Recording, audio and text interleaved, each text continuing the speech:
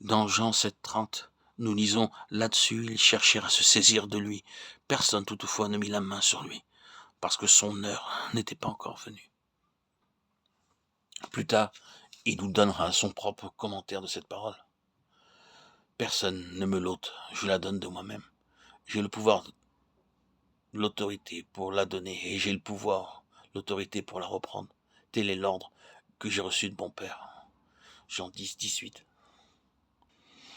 Personne ne mit la main sur lui parce que son heure n'était pas encore venue, l'heure de son autorité pour donner cette vie. La mort du Seigneur Jésus ne devait pas se ramener à un simple meurtre. Le meurtrier, sans doute, est Oazagé, celui dont le Seigneur disait qu'il a été meurtrier dès le commencement, met tout en œuvre pour le faire périr. À tout moment, il fait une nouvelle tentative pour l'amener à sa perte et provoquer sa mort avant le temps.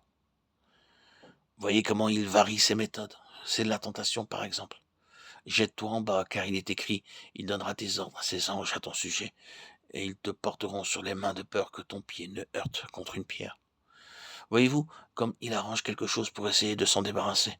Il veut provoquer sa mort en tâchant de le faire sortir du chemin de Dieu. Si le Seigneur avait agi suivant les directives suggérées par le diable, les anges n'auraient pas pu le soutenir. Il serait venu se briser dans la cour du temple. La voilà la fin prématurée que Satan cherchait à provoquer.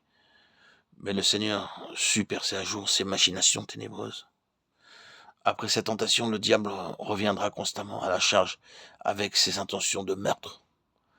Mais la mort de Christ, ne l'oublions pas, ne fut pas un meurtre. Sa mort devait être, ce qu'elle fut réellement, un acte délibéré et voulu de Dieu. Par conséquent, non pas une défaite, mais une victoire. Ainsi donc, cette lointaine intention de Christ que nous avons vu transparaître dans un signe précurseur, nous le voyons ici divinement protégé, sauvegardé. La souveraineté de Dieu met en sûreté, en quelque sorte, le dessein suprême du Fils. Cette vie, personne ne peut y toucher. C'est comme si Dieu disait à l'homme, laisse-la tranquille. Quand elle s'en ira, cette vie-là, ce sera en vertu d'un acte réfléchi, d'un acte d'autorité. Et la même autorité, un jour, la fera réapparaître dans le triomphe de la résurrection. Mais comment donc ?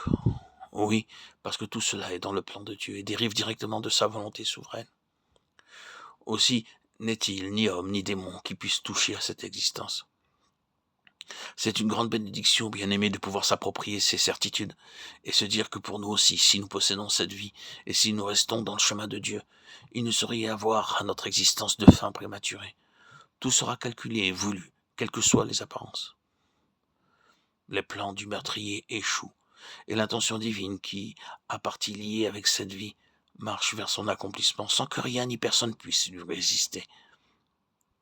Le triomphe de la vie du Seigneur est assuré par le seul fait qu'elle est maintenue dans le chemin étroit de la volonté de Dieu. Un seul écart et plus rien ne nous protège. Car à côté du droit chemin, le meurtrier peut nous atteindre. C'est dans l'obéissance et dans l'obéissance seulement que la protection divine nous est assurée. Personne ne mit la main sur lui. Son heure n'était pas encore venue. Du côté du Seigneur, il y avait une intention, un but prémédité. Mais pour que le but devint réalité, pour que l'objectif un jour fût atteint, il fallait que l'intention fût sauvegardée en cours de route. Maintenir constamment sa vie dans la ligne de la volonté de Dieu, voilà pour le Fils de l'homme tout le secret de la sécurité.